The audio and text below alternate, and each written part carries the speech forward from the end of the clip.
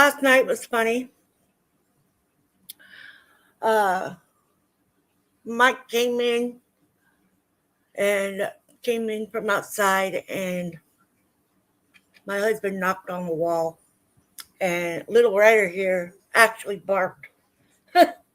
He's only barked 3 times since we've had him, but he is definitely coming out of his shell. I'll have videos coming soon. He plays now. He is loving. Can be ornery. Yeah. But anyways, it is AA day. So let's wait a couple minutes and then get on to the meeting on Ryder. Right?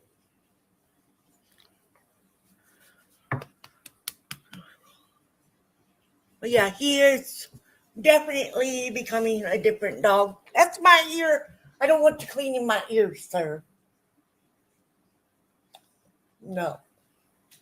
I don't like that. And you know I don't like that.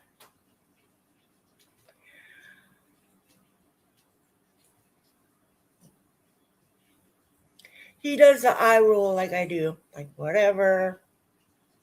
All right. Gotta get the meeting going there, Ryder.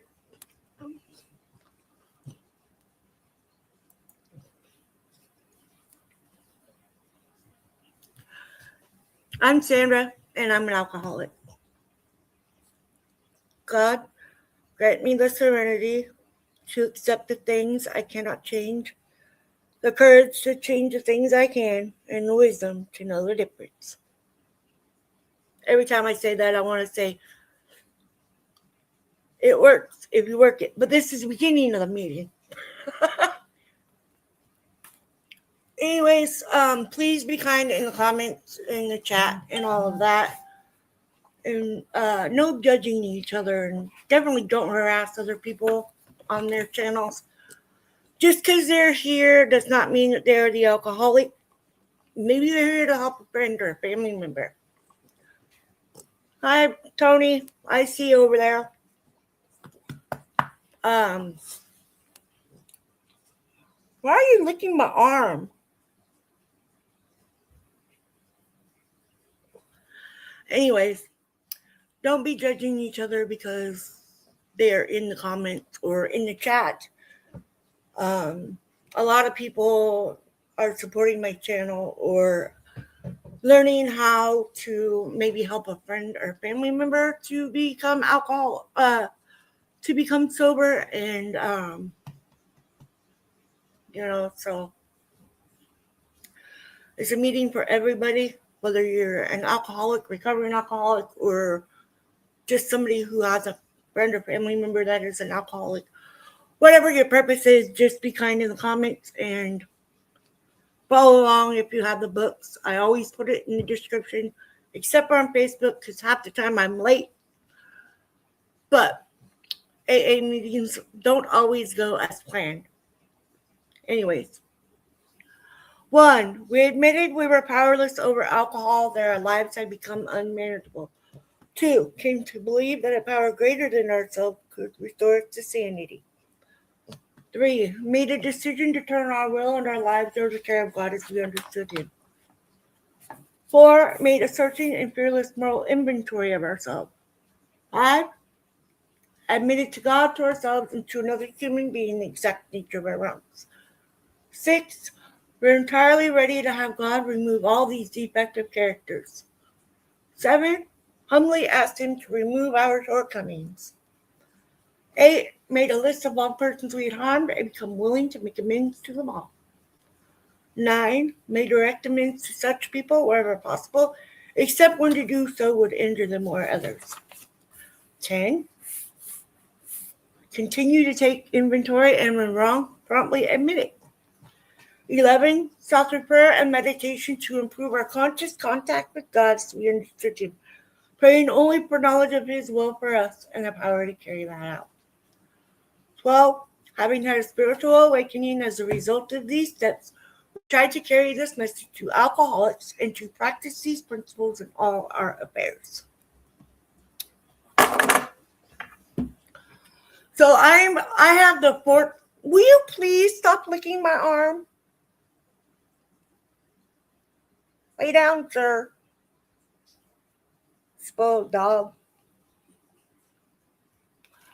Anyways, I always put in the description what book we're in. I have the fourth edition of the big book. So if you have a different edition, you're probably going to be on a different page. And also, there is a new book, and I procrastinate and did not check to see when it is out or if it has already been published and out already. I don't know. I keep forgetting.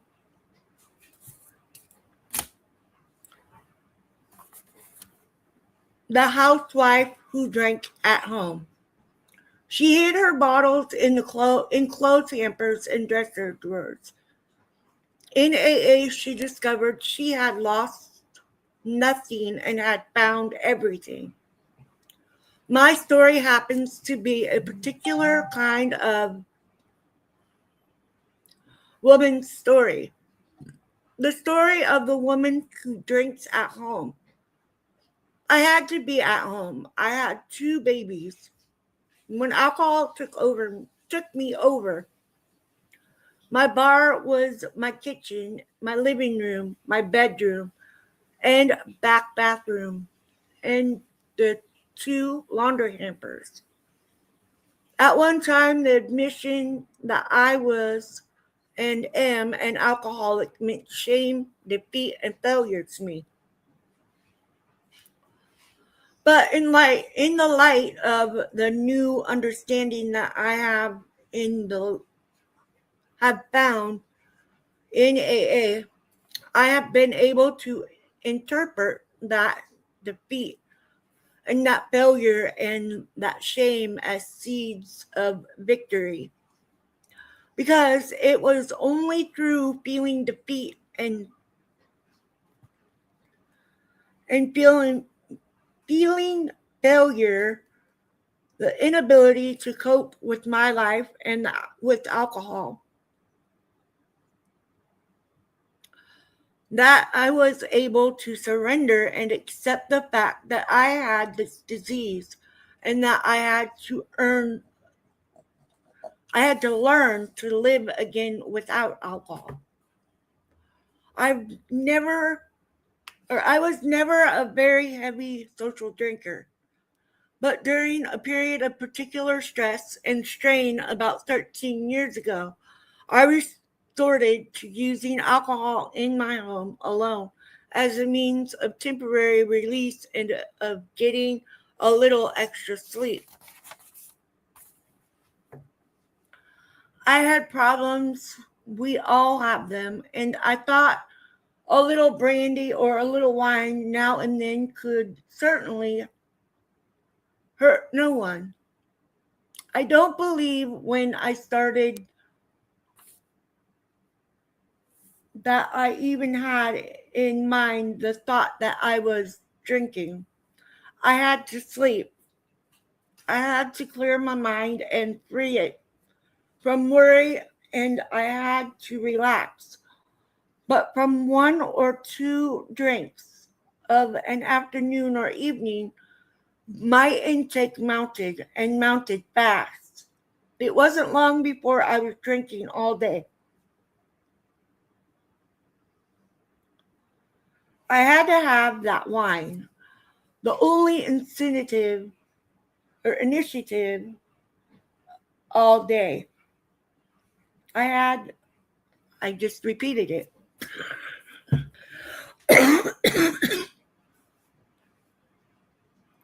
Toward the end, for getting dressed in the morning was to get out and get supplies to help me get my day started.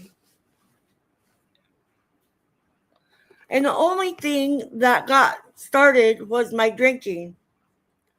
I should have realized that alcohol was getting hold of me when I started it. started to become secretive in my drinking.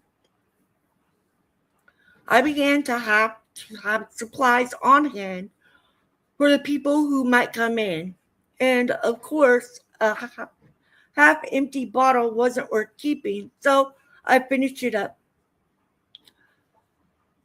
And naturally had to get more in the right way for the people who might come in unexpectedly. Dog, you're jiggling my leg. You're good. Just stay there. He thinks he needs to be on me. I don't know why.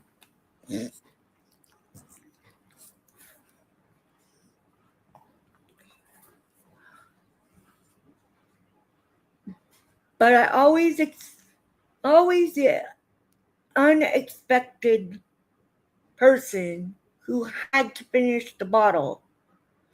I couldn't go to one wine store and look the man honestly in the face and buy a bottle as I used to do when I had parties and entertained and did normal drinking. I had to give him a story and ask him the same question over and over again. Well, now, how many will that bottle serve? I wanted him to be sure that I wasn't the one who was going to drink the whole bottle. You gotta go, dude. Go lay on the couch.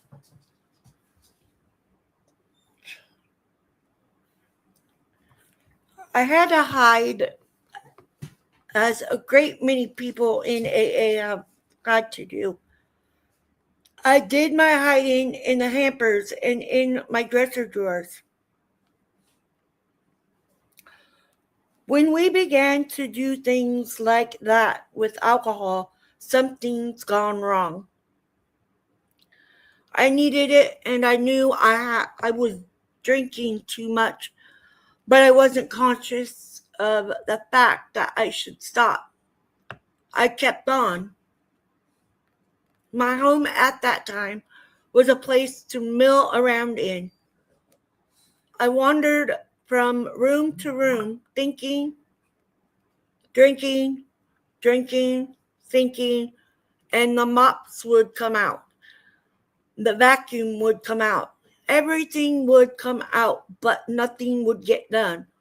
Toward 5 o'clock, helter skelter, I'd get everything put away and try to get supper on the table. And after supper, I'd finish the job up and knock myself out.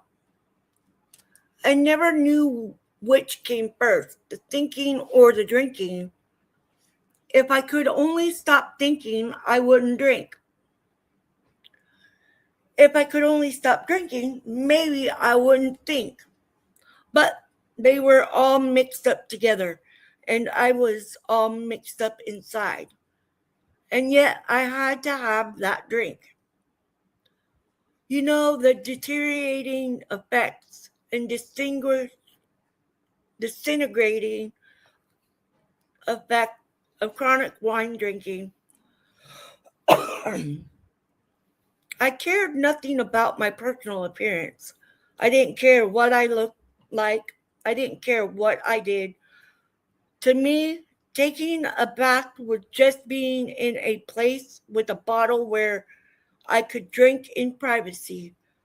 I had to have it with me at night in case I woke up and needed that drink. How I ran my home, I did not know. I don't know. I went on realizing what I was becoming, hating myself for it, bitter, blaming life, blaming everything but the fact that I should turn about and do something about my drinking. Finally, I didn't care. I was beyond caring.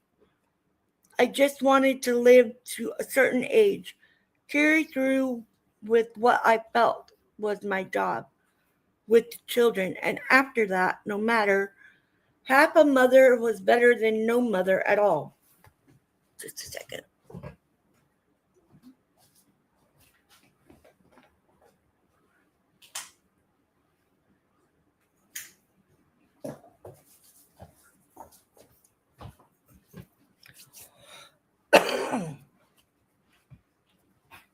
I needed that alcohol. I couldn't live without it.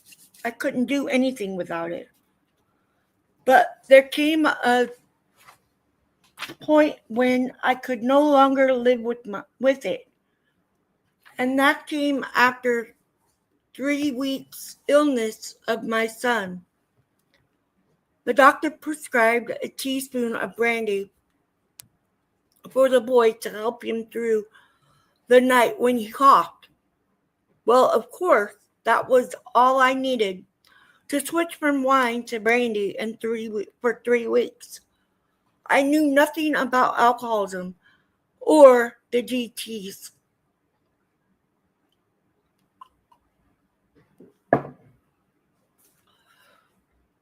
But when I woke up on that last morning of my son's illness, I tapped the keyhole on my door or taped it, because everyone was out there. I paced back and forth in the apartment with the cold sweats. I screamed on the telephone for my mother to get up there. Something was going to happen. I didn't know what, but if she didn't get there quick, I'd split wide open. I called my husband up and told him to come home. After that, I sat for a week, a body in a chair, a mind up in space. I thought the two would never get together. I knew that alcohol and I had to part. I couldn't live with it anymore, and yet, how was I going to live without it? I didn't know I was bitter, living in hate. The very person who stood with me through it all and has been my greatest help was the person that I turned against, my husband. I also turned against my family, my mother, the people who would have come to help me were just the people I would have nothing to do with. Nevertheless, I began to try to live without alcohol. But I only succeeded in fighting it. And believe me, an alcoholic cannot fight alcohol. I said to my husband, I'm going to try to get interested in something outside. Get myself out of this rut I'm in. I thought I was going out of my mind. If I didn't have a drink, I had to have something. I became one of the most active women in the community with PTA, other community organizations, and drives. I go into an organization, and it wasn't long before I was on the committee, and then I was chairman of the committee. And if I was in a group, I'd soon be treasurer or secretary of the group. But I wasn't happy. I became a Jekyll and Hyde person. As long as I worked, as long as I got out, I didn't drink. But I had to get back to that first drink somehow. And when I took that first drink, I was off on the usual merry-go-round. And it was my home that suffered. I figured I'd be all right if I had found something I liked to do. So when the children were in school from 9 to 3, I started up a nice little business and was fairly successful in it.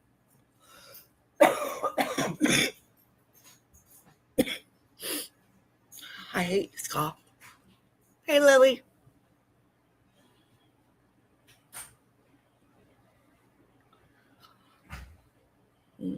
I forgot where I was. But not happy because I found that everything I turned to become a substitute for drink. And when all of life is a substitute for drink, there's no happiness, no peace. I had to drink. I still needed that drink. Mere cessation from drinking is not enough for an alcoholic, while the need for that drink goes on. I switched to beer. I had always hated beer, but now I grew to love it. So that wasn't my answer either. I went to my doctor again. He knew what I was doing, how I was trying, I said.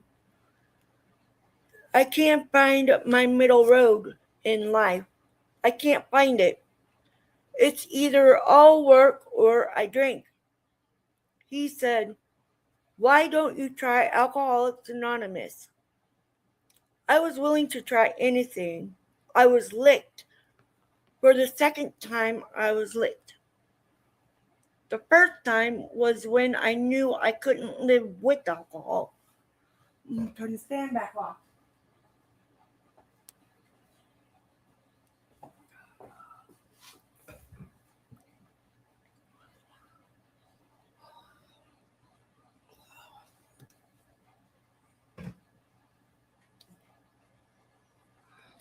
The first time was when I knew I couldn't live with alcohol, but the second time I found I couldn't live normally without it. And I was licked worse than ever. The fellowship I found in AA enabled me to face my problem honestly and squarely. I couldn't do it among my relatives. I couldn't do it among my friends. No one likes to admit that they're a drunk, that they can't control this thing. But when we come into AA, we can face our problem honestly and openly.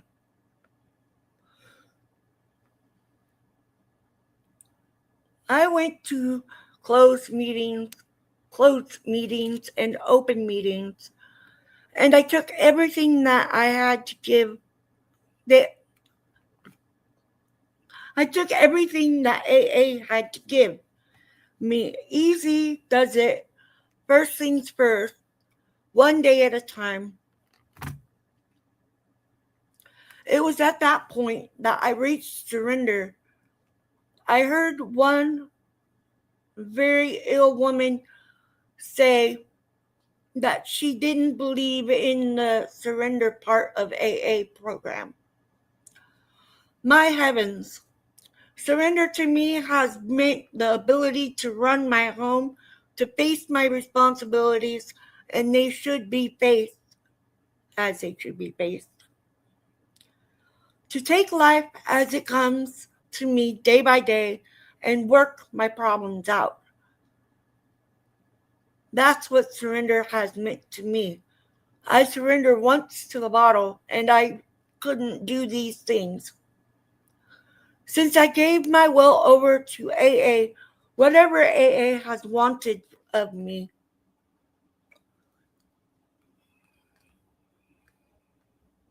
I surrendered once to the bottle and I couldn't do these things. Since I gave my will over to AA, whatever AA has wanted of me, I've tried to do to the best of my ability. When I'm asked to go out on a call, I go. I'm not going. AA is leading me there. AA gives us alcoholics direction into a way of life without the need for alcohol.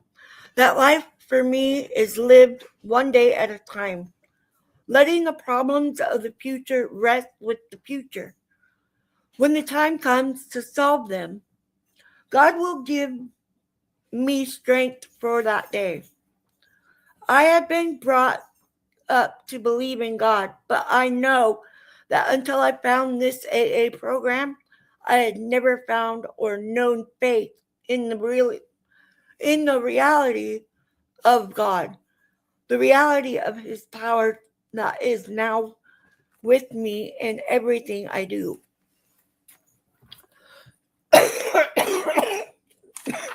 I hate this cough. So, me and my highlighter, of course.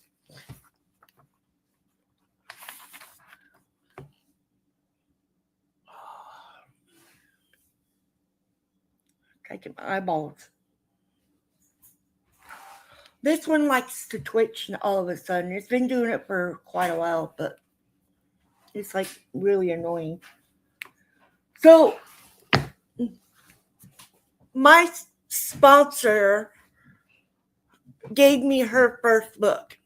And throughout this whole entire book, there's all kinds of different highlighters, colors in it. And so by me finding that in her old book that she gave me, I started doing that in mine.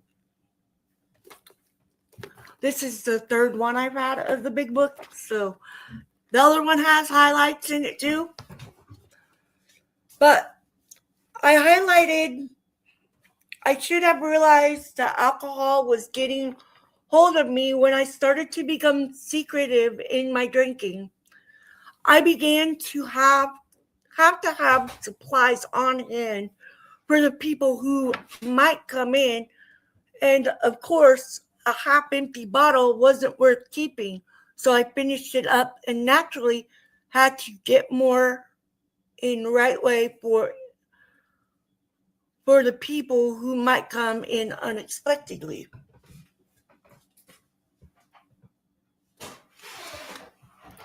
That was me. That was seriously me. I started off just having a drink here and there, but then, as my kids got older, I had nothing to do, and so I drink.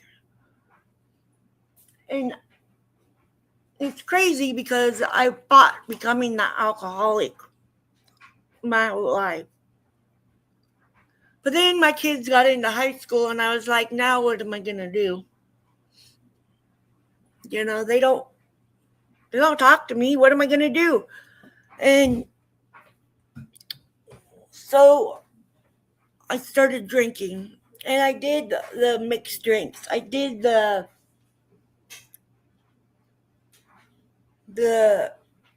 whiskey, and I did it all. And I thought, okay, yeah, I'm going to switch to drinking wine and beer, because those were cheaper. So I thought.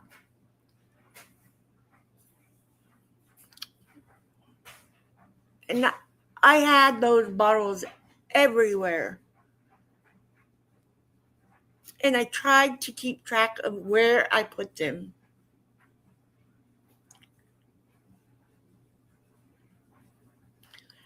The dumb thing is I thought I was fooling everybody. I wasn't. Far from fooling them. They knew. They knew the whole time. And it's the truth when it says that we thought our families and friends and everybody left us. In reality, we left them.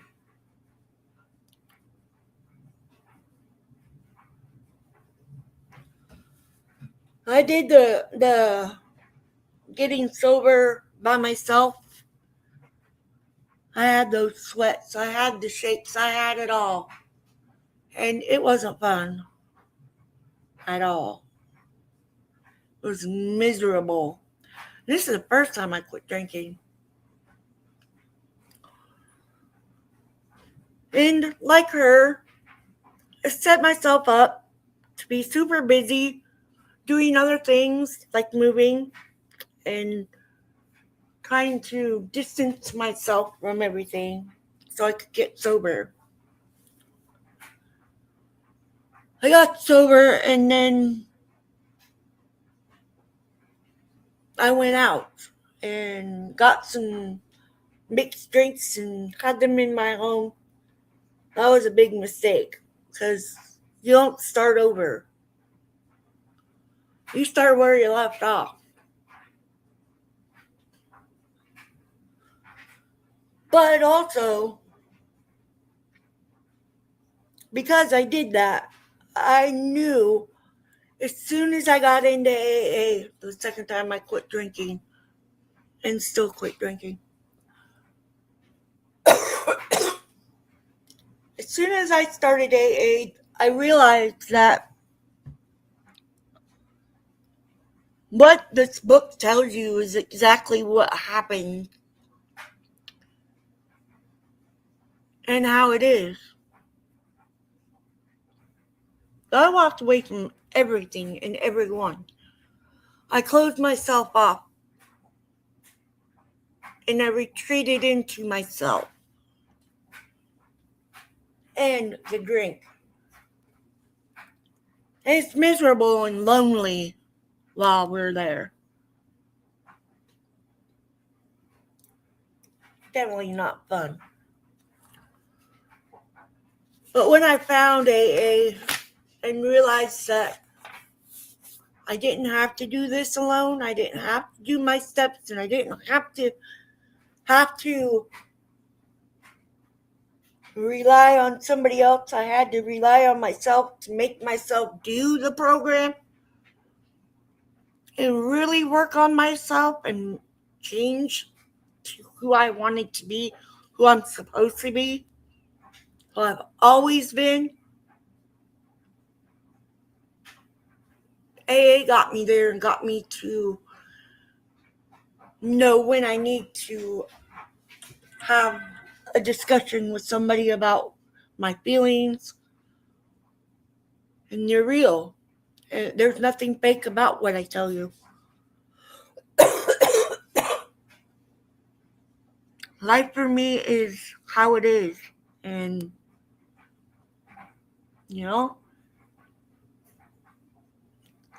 how it has to be. I choose me first. Choose me first and not the drink. Because before I was choosing the drink for myself.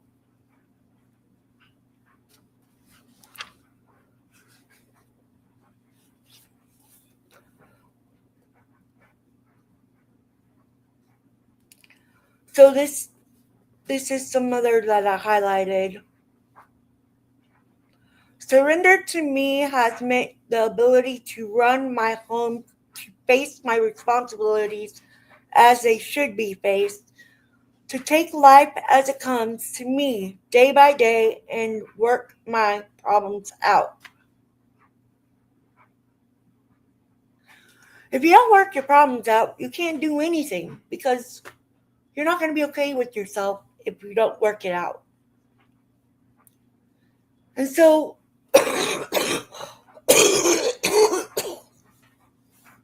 I'm tired of being sick. So, for me, when I get stressed or annoyed, sometimes I let my mouth override my booty. Yes, I am still that way. That part probably will never change. But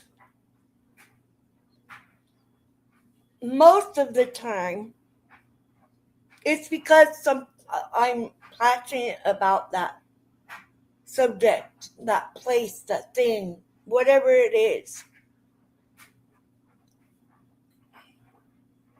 Hello, Fuzzy Adventures. Thank you for coming.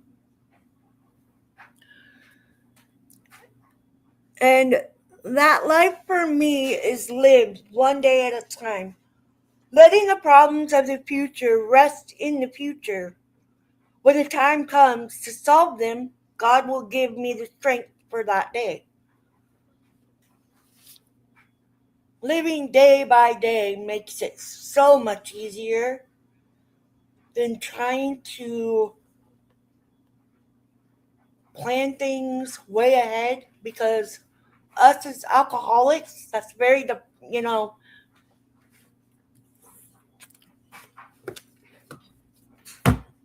when things don't go our way, we get mad. or we get sad. And for us alcoholics, that would be our reason to drink. And we don't need those reasons to drink. We need to stay sober.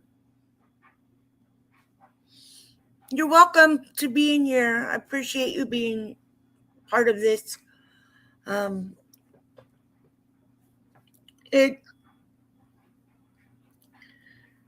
AA has taught me a lot about myself, about other alcoholics, and how we all relate. We don't all have the same exact stories, but we all have that same want to be sober. And knowing that there is a program and a place and people that understand what you're going through, the way that you may need help, it is so worth every day. I didn't start AA thinking that it was going to help me at all. I started AA because, honestly, a friend asked me to meet him there. I've known this friend since I was 16 years old. So I was like, all right, yeah, I'll go. I'll meet you there. It had been years since I had seen him. And so when I first went to AA, my first meeting ever, like many of us, I did not want to admit that I was an alcoholic. I'd already admitted to myself and to my family, so I didn't need to admit to anybody else. So I thought. Naive, right? When I got there, my husband had to say who I was and that I was an alcoholic. Even though I had already admitted it to everybody else.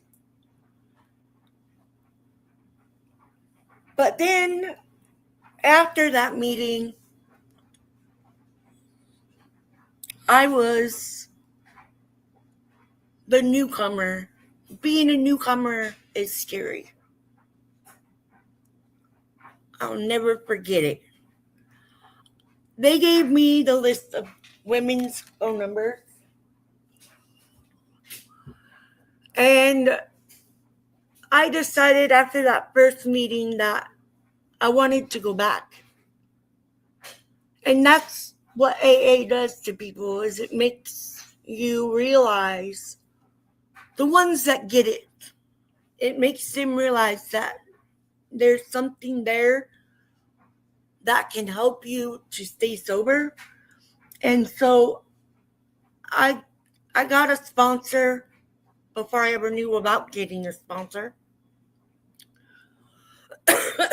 And she's always in my comments. She's always watching and listening when I am doing a meeting.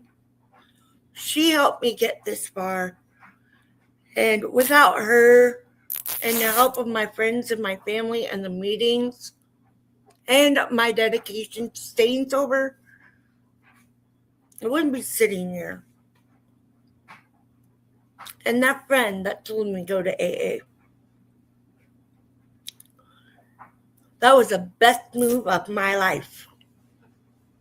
Finding a program that works, that truly works, and it will work if you want it to, and for that right reason. I didn't do it for anybody else but me. Now I do these meetings for me and other people. That's what AA taught me. That's how I stay sober. Is I always hold myself accountable, because I can't help another alcoholic if I'm not helping me first. And I've always told my sponsees that too. You gotta do you first. You can't take care of somebody else if you can't take care of yourself. Just my motto. I got it out of the book. And my sponsor always saying, pray for them. You gotta pray for them. Anytime somebody kicks you off, just pray for them. It's God's will and not your own. And so that's what I've learned to do on everything. That, people that drive me crazy. Nah, people don't drive me crazy unless that they're like super annoying. But I'm just kidding. But I know this program works, and I'll keep working it as long as I'm here. So, any questions? If you have questions, I'll answer them as best as I can. I'll wait a couple minutes.